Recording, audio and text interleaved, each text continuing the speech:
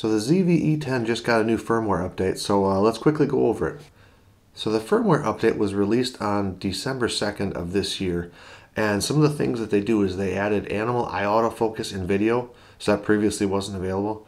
Another thing they did was they fixed an issue where the touch shutter may not work. Not 100% sure what that is, but they fixed it so it'll work now. And they improved the operational stability of the camera, so to me that just means there was a few bugs that they needed to work out, and then they took care of that.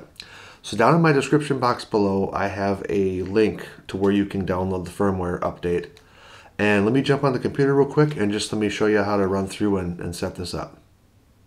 Okay, on the download page we have two options. One for Mac and one for Windows. I'm using Windows, so that's what I'm going to click. And you notice on the middle of the screen under Benefits and Improvements, these are the updates that are going to be done with the firmware. And we can go ahead and scroll down, give you some of your system requirements, and there will be the download and installation instructions. So we can go back up to the top there, and I'm just going to go ahead and click on the download button. This will be the user agreement. We can read through that, scroll to the bottom, click on the download button.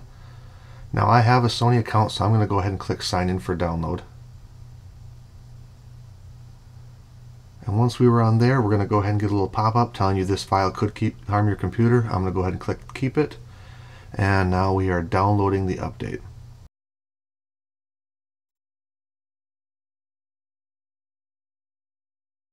So go ahead and click on there. And that's going to open up the new page for us. And so now let's go ahead and let's get our camera all set up. So the first thing we're going to do is turn your camera on, go to Menu, go to the toolbox icon and go over to page 3 and make sure USB connection is under mass storage. So then the next thing that we're going to need to do is we need to take the memory card out. So go ahead and pop your battery door open and get that card out of there.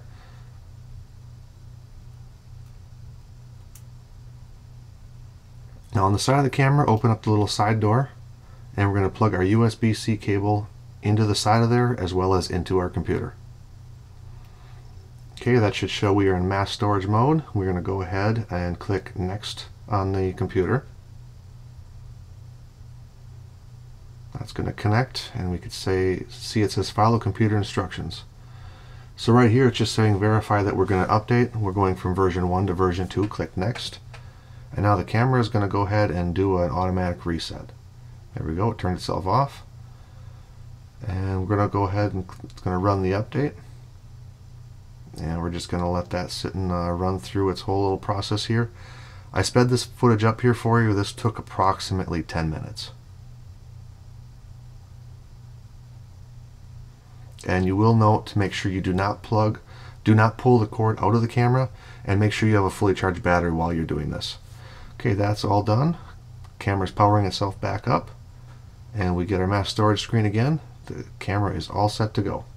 Alright, so there you go. That was quick and easy. I think it probably took me 15 minutes total, so it wasn't that big of a deal. As far as the firmware update itself, the Animal Eye Autofocus is the main thing I was concerned about. I never had any other issues, so the other things they fixed were not that big of a deal to me. Comment down below. I'd like to hear your thoughts.